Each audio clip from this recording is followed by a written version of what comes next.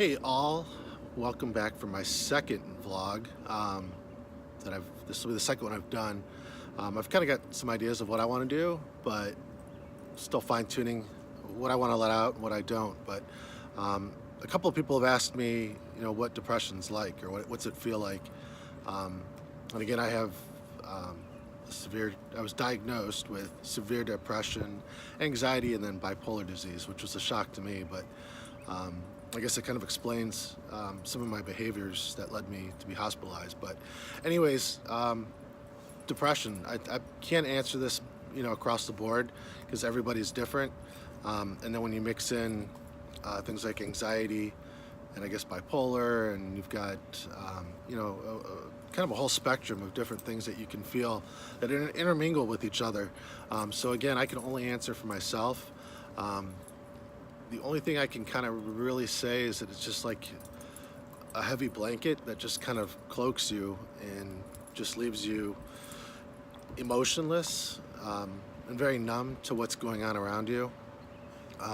I personally, like I've said before, isolated incredibly. I've kind of cut everybody out of my life for a long period of time. That included family, which is even to this day super hurtful. I feel like I owe, especially my two sons, because I know it really affected them, an incredible amount of, I don't know, repercussions or something back for what I went through.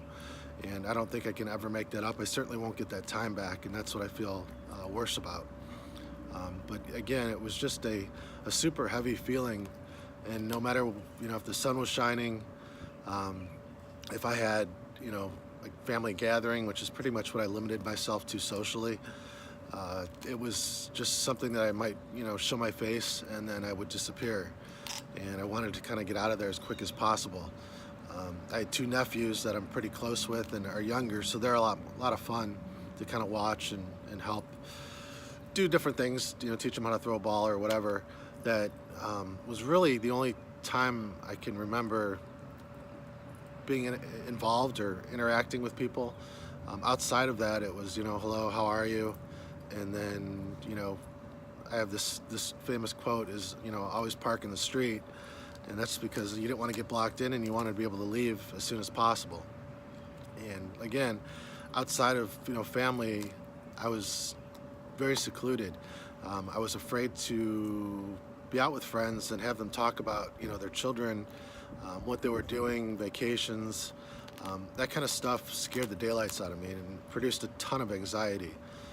It just went through the roof, and it was just something that, if I had to go do something socially, I wanted to limit that time as much as possible, even if it was, especially if it was one-on-one or one-on-two, three, small groups, because again, it would come around and, it would be fairly obvious if someone wasn't joining in that conversation. So for me, it was just, say hello, how are you? And, I'll see you later, or, let's get together, which I had no intentions of ever doing, and then get out. So that for me was what it was just a heavy blanket that kind of just, I never could get rid of. And again, it didn't matter if, Browns were playing or Michigan was, winning. Those are two things I'm passionate about, the Indians, the Cavs. I love my sports, but yeah, it's outside of that, I just didn't feel anything for any, I didn't feel anything for anyone or any particular activity. It was just a dark cloud hanging over me. And it took a long time to get out of that. And I'll kind of get into, my rehab, but I want to kind of talk about where the depression led me, and I'll do that in my next video. But just kind of wanted to sum up what, some of those feelings are. And again, it's, people think it's, oh, you're just sad, you'll snap out of it. And those are things that I said in the first video. Don't ever say to people that are depressed, because it's not something you just snap out of. It's not something that you could, no, you don't have it so bad. Look at this person, or look at that person, because it's not fair. Who am I to judge? And everyone's carrying their own weight, their own cross, if you will. And for me, it was blinding. It was suffocating, and it took all my strength to, go up and do a single activity in a day. And that included with my kids. Like I said, that's something that I'll never never be able to live down. You know, it's on my mind constantly, and I know I have a lot of making up to do with them, and you know, that's going to take time, and I'm very well aware of that. But just adding it to my list of things to do in my rehab. So, but again, what else can I say?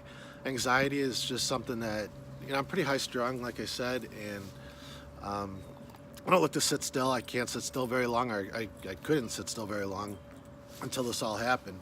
And then suddenly, it was just like you're stuck in a corner and you've drank 8 Red Bulls. I mean, your mind, you know, they say anxiety is worrying about the future, depression's worrying about the past.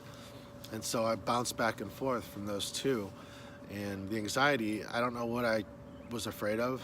You know, I didn't have any reason to be afraid of anything, maybe outside of, you know, social circumstances, but you know, it wasn't like I was, you know, thought a building was going to fall in on me or the car I was driving was going to crash. It was just this constant feeling of, you know, I was missing something or I had to rush to do something and not knowing what those were. It's just a strange feeling. And then when you kind of go back and forth with those and then lay down at night, and that's when, you know, my depression hit me in the evening and then continued through the night. And then I would feel anxiety, and then I didn't sleep. So now I'm waking up in the morning feeling like garbage. I just kind of want to get through my day, whatever I had to do, not whatever I wanted to do, but whatever I had to do. And, you know, what kind of effort are you putting forth when you're doing that? And you kind of worry about things, you know, during the day, and then at night you're worrying about the things you didn't do or things that you maybe missed out on during the day. And it's just like this endless cycle of around and around and around. And, you know, you just fall deeper and deeper, and then all of a sudden you look at the calendar and, you know, you've been feeling this way for a while. So that was kind of what I felt like, and what led me to kind of take some of the actions that I did that eventually led me hospitalized and into therapy, which, you know, thankfully I'm here to tell about it. So anyways, that's really all I have to say. I know a lot of people say, you know, maybe I feel it, or maybe I'm just sad, or maybe I'm depressed, and I can't answer those questions. I would say if you're prolonged over like a 2-week span, that's something you might want to think about.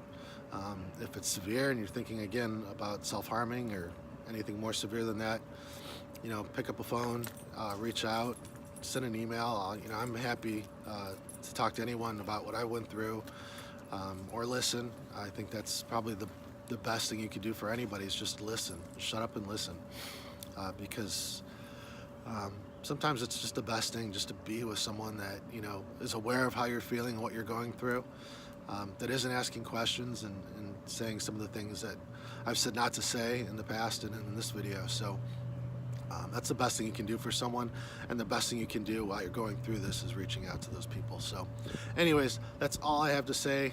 I'm down to one wing, had some shoulder surgery, so that's why I'm sporting this lovely black cat sling. So anyways, that's all I have. I will hopefully make a couple more videos in the next few days. But anyways, for now, love yourself, love each other.